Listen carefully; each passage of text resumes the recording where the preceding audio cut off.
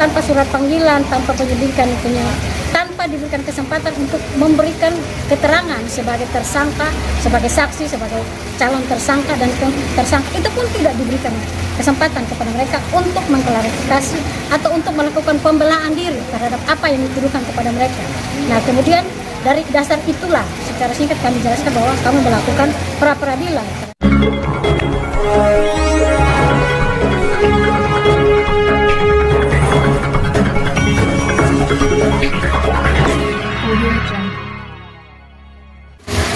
Proses pra peradilan yang kami ajukan untuk melawan Polresta Kota Kupang, yaitu mengenai penetapan tersangka dan penangkapan dan penahanan yang dilakukan oleh Kepolisian Resort Kota Kupang Kota, yaitu mengenai dugaan tindak pidana pasal 170 Junto 351 dan subsidiar 351, kemudian Junto pasal 55, yaitu dugaan tindak pidana kekerasan terhadap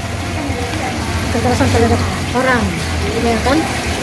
Kemudian para pemohon itu ada 3 orang. Yang pertama atas nama Abdullah Yanwar, yang kedua atas nama Pangki Delvan Adu, yang ketiga Daniel Elo. Nah, ini kasus ini dilaporkan oleh pelapor yaitu Bonavisius de Rosari Mailiu yang dilaporkan pada tanggal 1 Januari 2023. Nah, mengenai para pemohon ini, bahwa pada tanggal 1 Januari dilaporkan karena ada katanya menurut laporan polisi bahwa tindakan pengeroyokan yang terjadi pada tanggal 1 Januari 2023. Kemudian pada tanggal 3 Januari 2023 para pemohon atas nama Abdullah Yanwar dengan Daniel Pangki dengan Daniel Elo datang sendiri ke Polresta Kota Kupang untuk memberikan keterangannya karena mereka di WA katanya ada laporan dugaan tindak pidana yang dilakukan ada pengeroyokan yang terjadi antara anak TDM 1 dan TDM 2. Nah, kemudian mereka datang tanpa dipanggil tanggal 3 Januari. Setelah ini kasus itu sepi, tidak ada lagi proses selanjutnya dan tidak tahu rimbanya kasus ini seperti apa. Kemudian secara tiba-tiba pada tanggal 18 Mei 2023 penyidik Polresta Kupang Kota melakukan penangkapan dan penahanan terhadap diri para pemohon tanpa melalui surat panggilan, yaitu surat panggilan 2 kali secara sah berturut-turut. Itu pun tidak dilakukan. Kemudian penyelidikan dan penyidikan terhadap pemohon itu tidak diberikan kesempatan, tidak ada waktu penyelidikan pemohon dan penyelidikan dan penyidikan terhadap diri para pemohon. Kemudian tanpa surat panggilan, tanpa penyelidikan, tanpa diberikan kesempatan untuk memberikan keterangan sebagai tersangka, sebagai saksi, sebagai calon tersangka dan tersangka, itu pun tidak diberikan kesempatan kepada mereka untuk mengklarifikasi atau untuk melakukan pembelaan diri terhadap apa yang dituduhkan kepada mereka. Nah, kemudian dari dasar itulah secara singkat kami jelaskan bahwa kami melakukan pra peradilan terhadap penetapan tersangka yang tidak memenuhi alat bukti, melanggar penangkapan dilakukan dengan melanggar konstitusi, melanggar hak asasi manusia. Jadi saya kategorikan bahwa penangkapan dan penahanan yang dilakukan oleh termohon adalah suatu tindakan perampasan kemerdekaan, melanggar hak dan melanggar melawan hukum yang secara sadis. Karena penangkapan dan penahanan hanya dilakukan pada seorang yang diduga dilakukan tindak pidana, yaitu tersangka, dilakukan pengekangan secara fisik. Berarti kemerdekaannya dirampas. Jadi ini kategori penculikan, bukan penangkapan dan penahanan. Karena esensinya itu berbeda, penangkapan dan penahanan berbeda esensinya dengan menculik.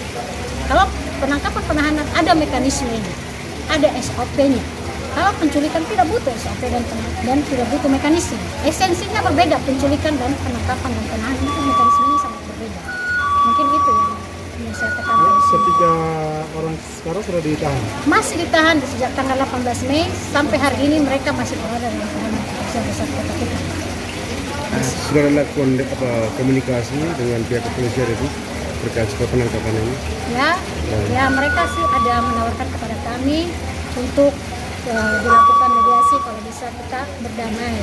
Tapi setelah memeludar pertimbangan ini hanya kita melakukan fungsi kontrol secara eksternal kepada kinerja dari para penyidik maupun penuntut umum, khususnya para penegak hukum, agar melakukan sesuatu proses penangkapan dan penahanan berhati-hati mengedepankan asas kemanusiaan supaya tidak melakukan pelanggaran hak terhadap seseorang. Sejahat apapun dia, melakukan kesalahan apapun, dia tetap mempunyai hak, dia tetap dianggap sebagai mengedepankan sisi manusianya.